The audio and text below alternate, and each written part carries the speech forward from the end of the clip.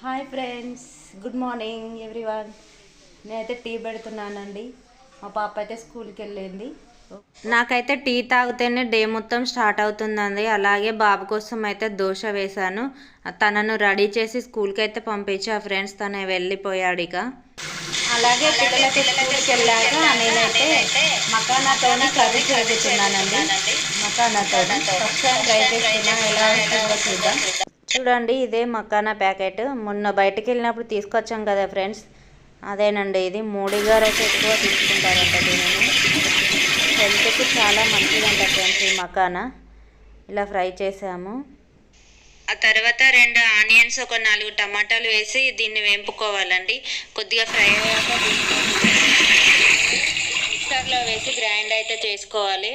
తర్వాత అది మెత్తగా గ్రేవీ ఎంత మెత్తగా పట్టుకుంటే మనకు గ్రేవీ అంత మంచిగా వస్తుందండి. ఎక్కువగా గ్రేవీ అవుతుంది. అలా పట్టుకున్న తర్వాత అదే ప్యాన్లో కొంచెము ఆయిల్ వేసుకొని 2 మిర్చి అలాగే జీలకర్ర ఆవాలు వేసుకొని ఫ్రై చేసుకోవాలి. ఆ తర్వాత అందులో అల్లం వెల్లుల్లి పేస్ట్ కూడా వేసుకోవాలండి. అది ఫ్రై అయ్యాక కొద్దిగా పసుపు వేసుకొని ఆ తర్వాత మనం ముందుగా మిక్సీ పట్టి పెట్టిన ఈ గ్రేవీని అయితే ఇందులో వేసుకోవాలి.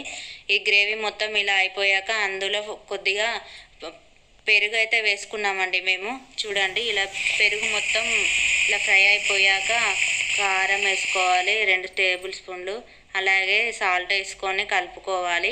కలుపుకున్న తర్వాత ధనియా పౌడర్ వేసుకోవాలి ఫ్రెండ్స్.